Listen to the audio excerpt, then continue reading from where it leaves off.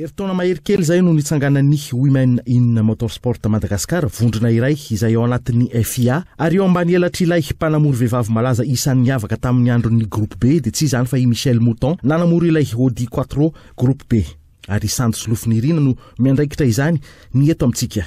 Ny herinandro lasa teo dia nisy ny vaovao tsara tamin'ny faneken'ny fohy be FIA io, ity sampana iray eto Madagasikara ity, manazava ny mahakasika izay ny tompony raikitra. Ny vaovao nefa naparitarita iny azo ny taratasy ofisialy mampamembra ny WIMSA ao anatin'ny commission internationale ny Women in Motorsport. Zany midika hoe le nomination tamin'ny 2013 zay teto anivon'ny Afrika nataon'ny FIA zany dia ny valideny taratasy iny zay nalefany zareo tamin'ny ray volana lasanga amin'izay. Ny Women in Motorsport dia ny vehivavy tia sport mécanique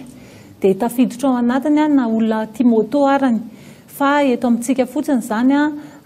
efa nisaraka moa zany zao ny fédération anankiroa dia ohatrany hoe manandanja be kokoa ve ny tomobile noho ny moto, dia raisiko andraikitra angambany izay satria mety hoe tsy ampy ny communication ataoko avy any moto fa afaka miditra WIMSA daholo na moto arany passion anao.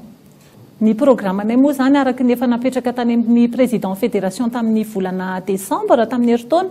dia gymkhana anankiefatra zay efa natao le tamin'ny volana mars ny voalohany, ny manaraka amin'ny volana juin zao,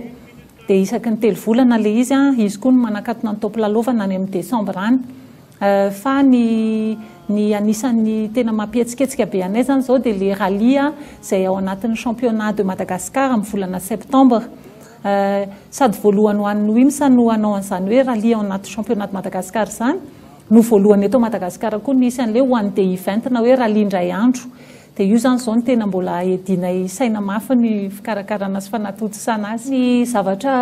nahafaly aloha zany zao dia vao nisokatra ny topolalovana dia niampy ny vehivavy licencié. Ny raha nahita teo fa nisy tena hoe zay mihitsy vao nilalao, dia reny dia efa kotian'ny WIMSA ho fahombiazana ao anazy satria na vita niantso olona na prisika olona nandray anjara. Ny tena marina moa zany zay le efa nanao l'école de pilotage, reny fampiakarana ny traikefa sy ny fahaizan'ny ankizy, dia mieritreritra mihitsy zay mbola hanohy école de pilotage ny ankizy ao anatiny ahako fa le calendrier tery, hitanao ny calendrier ny fédération tery be, dia le mitady an'le créneau anatsifohana anazy zany, fa raha vao misy malalaka dia anao l'école de pilotage zay ny tena fanirinay, dia alohan'ny rallye total zay efa atoato, nefa moa efa semaine vitsivitsy koa sisa no isaina dia 8 eo fa miezaka zany zay anampy ny traikefa ny ankizy. Cette voiture apporta la preuve à tous que la technologie Quattro était la plus adaptée, non seulement à la piste, mais aussi au spécial sur route. Quant au développement, il avait sans doute coûté de l'argent, mais le résultat était bien là. Anu Nicolas, Michel Mouton eurent pour mission de développer la nouvelle version turbo coupé 300 chevaux en 81. Le succès fut immédiat, la voiture remporta 3 victoires pour cette première année. Michel Mouton no nisin'ny WIMSA teto Afrika sy teto Madagasikara. Ny calendrier n'ireny olona ireny nefa tery be koa satria tsy adinoina fa ankoatran'ny WIMSA dia président WRC izy, dia nefa efa manomboka ny championnat du monde, dia raha vao mandeha championnat du monde dia tsy maintsy any izy, dia raha vao mifanindrinindry le calendrier zany dia mety anahirana kely ny fahatongavany eto fa tsy manary toko mihitsy zay fa tsy maintsy tonga anay eto izy. Faly dia faly mihitsy mba manararoatra mandalo eto amin'ny Kolo TV mba miantso an'ny vehivavy rehetra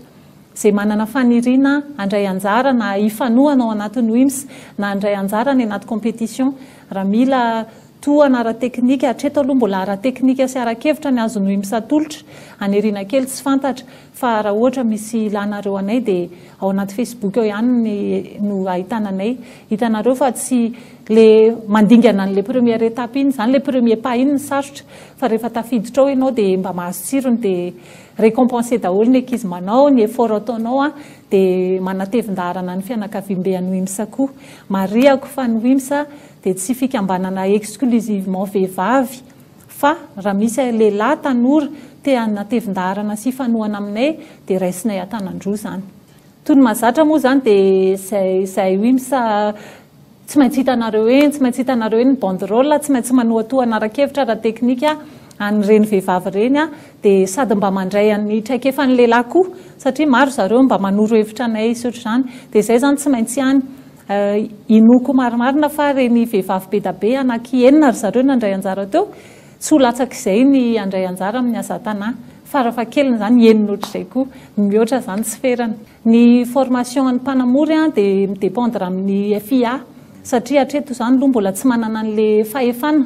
ny WIMS ny oety manany andefasana ny ankizy amin'ny tenanay manokana izay fa tsy maintsy miantehatra amin'le fanampian'ny FIA